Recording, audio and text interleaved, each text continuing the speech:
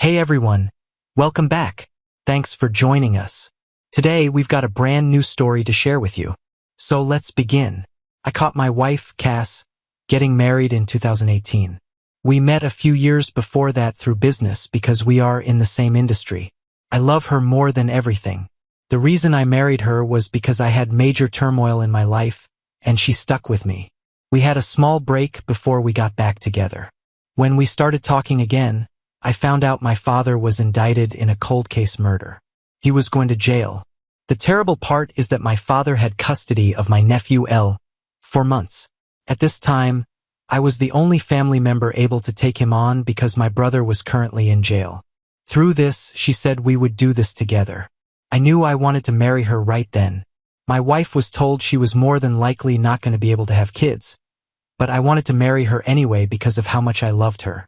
I always wanted to be a dad but was willing to sacrifice that because of how much I loved her.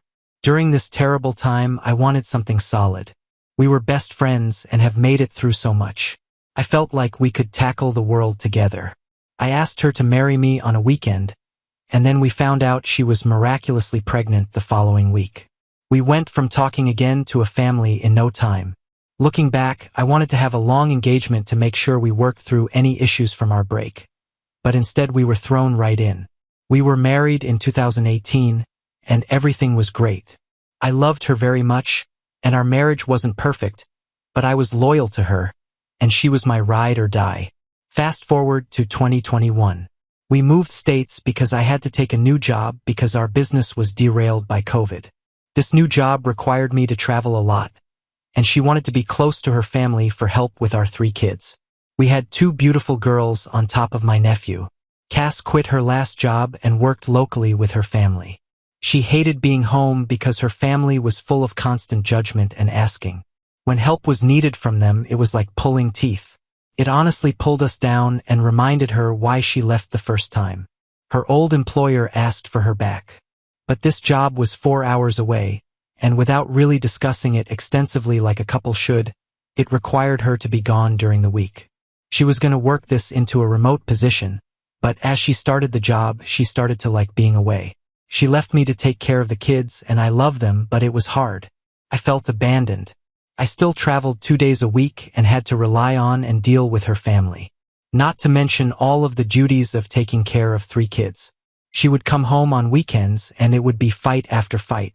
I wanted and needed help, but when she came home, she would hardly want to hang out with us but instead go out with her brother and friends. All I wanted was help. The business we are in is primarily male.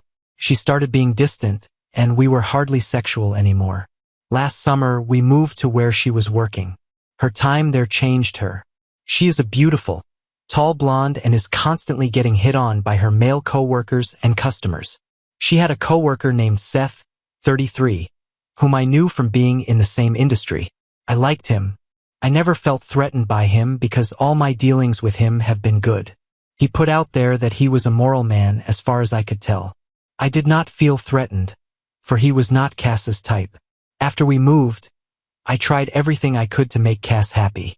Listening, emotionally supportive, and complimenting, I bared any household task to try to make an effort to not prevail. What I did was never good enough. We finally got to a point where we both agreed that therapy was our best option.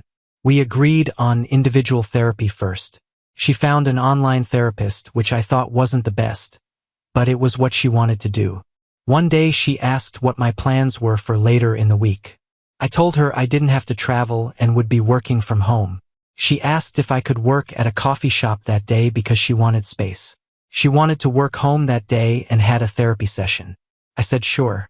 We have always shared our location for safety. A few times in recent weeks, her location would randomly turn off. She said it was an issue with her phone. The day she had her session in the afternoon, she made sure my location was working and called me to make sure. I felt it was suspicious. I asked her if everything was okay, and she said yes. I turned off my location, and 15 minutes before her session, she asked why it wasn't working. I told her my phone must have the same issues as hers. She asked if I was still in the coffee shop, and I said yes. She said I could come back in 2 hours. My spider sense went off. I left the coffee shop as I could see her location was not at the house. I drove back and parked down the street. 5 minutes later, I saw Seth and Cass both get out and walk into the house. It was obvious that she wasn't going to therapy. I waited for 10 minutes as my heart was beating uncontrollably and the thought of what I would find in there and how it would ruin me. But I had to know. I walked in, and no one was in the living room. There is no reason a man that Cass works with should be in any other room. I made it to our bedroom and opened the door to find them both about to do the deed. He was but naked on my bed, with her almost there. I looked at her and yelled, "Is this a new type of therapy?" Both of them had utter shock in their faces. She ran after me, trying to say it wasn't what it looked like. I broke down. I didn't cry, but my body and mind took over, and my world was turned upside down. Seth exited as quick as he could as Cass made sure she was between us. I tried to leave, but Cass was physically blocking me. I'm traditional in the sense that I would never physically hurt a woman. But a relentless version of Cass came out. All I wanted to do was leave. I was a former defensive lineman and used my old moves to evade her without having to get physical. Once I got to my car, she blocked me from leaving. In order to leave, I had to trick her into thinking I wanted to talk, but I sprinted to the car and took off. I think she broke a nail trying to grab the door handle as I was speeding away. I'm flushed with anxiety. I don't understand how she could have done this. All I did was try to make her happy. The picture of that man naked on my bed is haunting me after he tries so hard to come off as a good man. I still have to process this. Thanks for watching. If you enjoyed this video, don't forget to like, comment, and subscribe for more stories like this. See you next time.